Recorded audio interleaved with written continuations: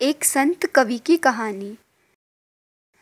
आनंदाश्रु बहने लगे नेत्रों से पृथ्वी धराचार्य के।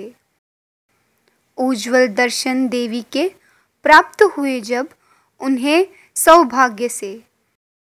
देवी ने दिया वर, वाणी बन के तुम्हारी तुम्ही में होऊंगी मैं प्रकट। सरलता से उत्तम कविताएं बनेंगी, रहूंगी मैं सदैव तुम्हारे निकट। देव भाषा संस्कृत में सहजता से देवों की स्तुति लगा वह करने। काव्य रूप में रचे शब्दों को सुन श्रोता भी आनंदित लगे होने। अपूर्व समृद्धि आई जीवन में, मिलने लगी उसे प्रसिद्धि। पर्वत सी अटल होने लगी उसकी श्रद्धा और भक्ति। एक दिन राजा के कानों में पड़े उसकी दिव्य वाणी के समाचार। सर्वश्रेष्ठ कवि की पदवी दे शीघ्र ही किया उसका सत्कार। एक दिन पृथ्वीधराचार्य ने रची कविता, किया अद्भुत शब्दों से ऐसा अलंकार। सोने की थाली में कीमती वस्त्रों को सजाकर दिया प्रसन्न राजा ने पुरस्कार। संत रूप कवि था वह, न था ऐसे ऐश्वर्य का मोह उसे। घर जाकर पूजा भक्ति की धुन में किए कीमती वस्त्र अर्पण हवन कुंड में। देवी के अनुग्रह से जो मिला उसे देवी को ही तो करना समर्पित। किया उसने वही जो समझा उचित एवं अपेक्षित। कीमती वस्त्रों को जलते देखा, छुप छुप फाड़कर स्तंभित नयन।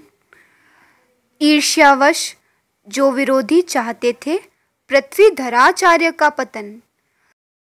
हे राजन, क्या बताएं आपने किस कृतज्ञ को दे दिया बहुमान। पुरस्कार के कीमती वस्त्रों को जलाकर इसने किया है आपका घोर अपमान। सुनकर उठ खड़े हुए राजन भयंकर क्रोध के आवेश में। दिया कवि को आदेश, इसी क्षण वापस लाओ दिए थे जो वस्त्र भेंट में। चल दिए घर की ओर संत कवि, न हुए जरा भी भयभीत। पूरी निष्ठा से खड़े देवी के सम्मुख, वह निसंदेह रखेगी मुझे सुरक्षित।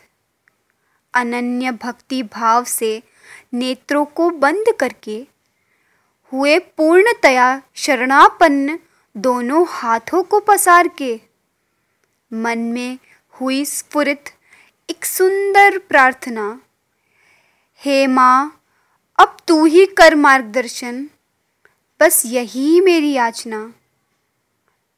नेत्रों को खोलते ही आई कृतज्ञता भरी मुस्कान मुख पर। हाथों में वही कीमती वस्त्र उसी सोने की थाली में पाकर जगदम्बा के अपरिमित अनुग्रह पर किए प्रकट आभार असीमित। फिर लौटा राजा के पास लेकर वही सोने की थाली। सारे शत्रु हुए अचंभित, देखकर तुरंत समझ गए वे कवि की अनन्य भक्ति की महिमा। हुआ बहुत पश्चाताप, हृतपूर्वक की कवि से क्षमा याचना।